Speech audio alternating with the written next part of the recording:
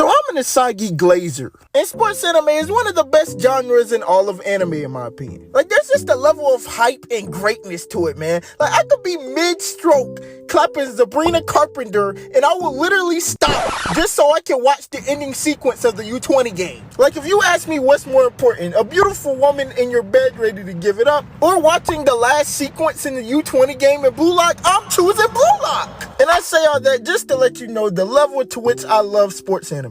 And up to this point, the only sports animes that I've watched is Blue Lock, I've seen Baby Steps, which is a tennis anime, and I've seen some of Kuriko's, but I haven't watched it in totality, so I might even cover that. However, today, we're going to go over a boxing anime called Hajime no Ippo. Now, I actually knew nothing about this show at all. But when I saw it was a boxing anime, I was like, see it, count me in. So what I did was watch the first 9 episodes because I wanted to stop at a pivotal plot point, and that was up to the point where he's about to become a professional. So let's get into how it all starts off. We meet Ippo, who at the time is a freaking loser. I mean, that nigga got no friends. This nigga getting punked by a group of niggas every day after school, saying he smell like poop. Hold on, editor Cam here. I was reviewing the footage, bro. I knew they was bullying, bro, but they was beating the goofy out this nigga. Like, bro, I would have became a boxer too after receiving this hellacious ad whooping. Golly. But anyway, back to our regularly scheduled programming.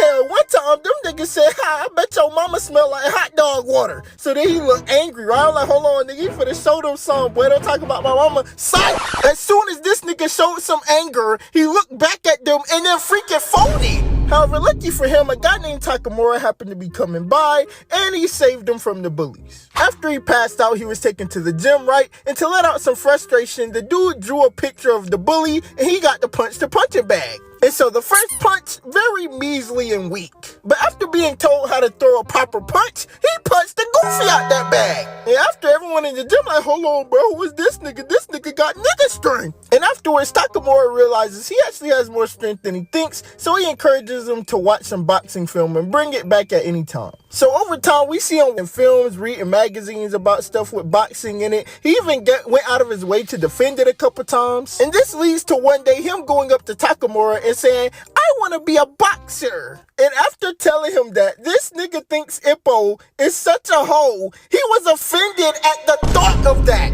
However, he did give him a chance. He was like, look, man, if you can gather 10 leaves at once in 1 week while it's in the air, I'll give your broke ass a chance. So Ippo started grinding all day and night. He ain't even had time to beat his meat no more. He had to solve the puzzle of how to get all of them while they was in the air. And it literally took all the way into the last day, but ultimately, he was able to accomplish it, something Takamura didn't expect.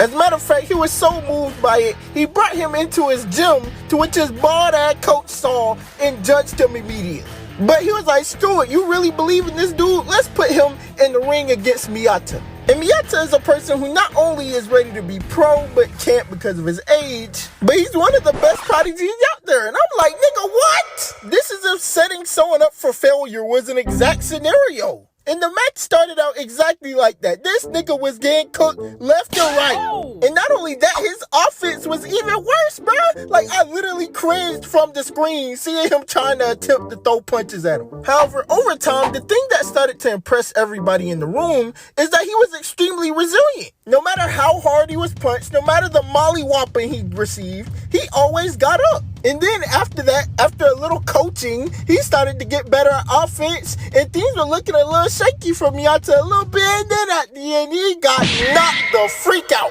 But although he couldn't land a shot on him, his improvement offensively just from some coaching and his ability to get up no matter how many times he was knocked down most of the time, it was impressive enough for the coaches to want him to join the gym. So from that day forward, we saw Ippo refining and learning skills so he can be a proper fighter, and we even see him master a beautiful uppercut his first try. And after some training and seeing him spar with his coach, that then leads to the second sparring. And you can clearly see the difference off the rip. I mean, the whole time he was fighting Miyata the first time, he couldn't even land a hit. He was putting paws on bro in the first round. However, some of the experience and quickness that he had started to overwhelm Ippo, and some of the exchanges in this were also amazing. But in the end, in a shocking event, after he connected an uppercut barely at the end of his jaw, Miyata couldn't move or get up, and that nigga was mad as hell.